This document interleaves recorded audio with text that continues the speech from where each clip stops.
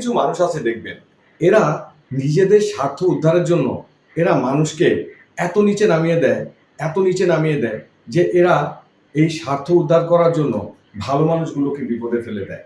এবং এরা যাদের সাথে চলে তাদেরকেও এরা কিন্তু বিপদে ফেলতে এক পা পিছু পা হয় না, এক সেকেন্ড এরা চিন্তা করে না। তাই বলছি, এই স্বার্থনীতির মানুষগুলো এরা সমাজ নষ্ট করে, এরা দুনিয়াও নষ্ট করে। আর এরা এদের নিজেদের চলার পথটা, এরা এদের নিজেদের পরিবারটা সব কিছু এরা এই স্বার্থের জন্য এক সময় ধ্বংস করে দেয়।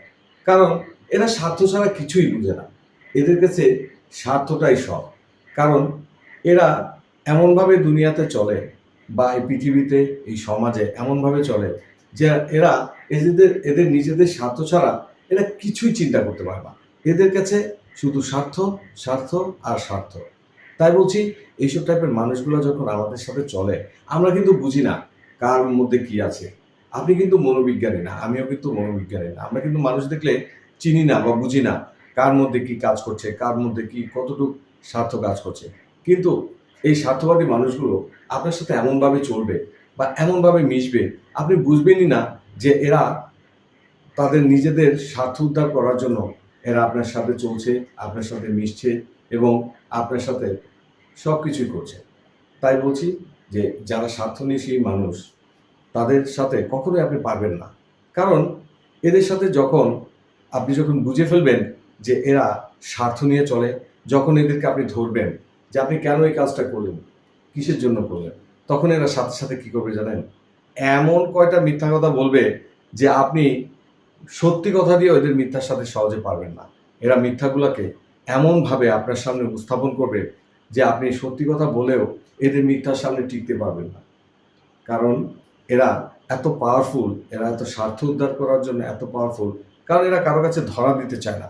এরা চায় সব সময় মানুষের থেকে 1 ডিগ্রি উপরে থাকতে, সব সময় চাবে আপনাকে তাদের কথার নিচে রাখতে, কারণ আপনি যাতে তাদের সাথে না পারেন, তাদের উপরে না যেতে পারেন।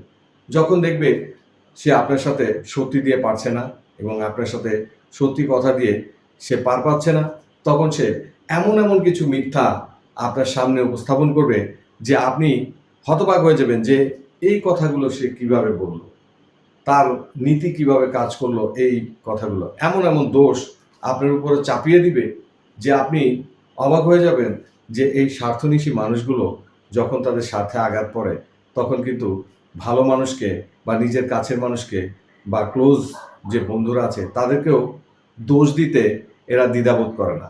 কারণ এদের আত্মাটাই কিন্তু মরে গেছে স্বার্থে চিন্তা করতে করতে। কারণ এরা সব সময় উপরে থাকতে চায়, আর স্বার্থবাদী মানুষরা সবসময় মানুষের উপরে থাকতে চাইবে। দেখবেন এরা কিন্তু সহজে হার স্বীকার করতে চায় না। এরা এমন ভান করে যে দুনিয়াতে এরাই মনে হয় সব কিছু জানে আর অন্য মানুষ কিছুই জানে না। আর এরা এমন ভান করবে যে এদের সাথে আপনি মানসিকভাবে আপনি এর চেয়ে দুর্বল, আপনি এর চেয়ে বেশি কিছু জানেন না এবং এর সাথে আপনি কোনো সময় পারবেনও না। তাই স্বার্থবাদী মানুষরা এরকমই হয়ে থাকে। তারা নিজের স্বার্থ ছাড়া আর সব কিছু নিজের ফেভারে ছাড়া এরা কোনো কিছু চিন্তাই করতে পারে না। তাই বলছে, এই স্বার্থপর মানুষগুলোকে সবসময় এড়িয়ে চলবেন। যখন বুঝবেন যে আপনার সাথে কেউ স্বার্থ নিয়ে চলাফেরা করছে এবং আপনার চলার পথে যখন আপনি তাকে ভুলটা ধরিয়ে দিচ্ছেন, তখন সেই ভুলটাও স্বীকার করবে না, তখন সে আপনাকে দোষী বানিয়ে আপনার সাথে সম্পর্কটা শেষ করে দেবে। এটাই হচ্ছে স্বার্থবাদ মানুষদের বৈশিষ্ট্য। তাই এদেরকে বয়কট করুন, এদেরকে এড়িয়ে চলুন।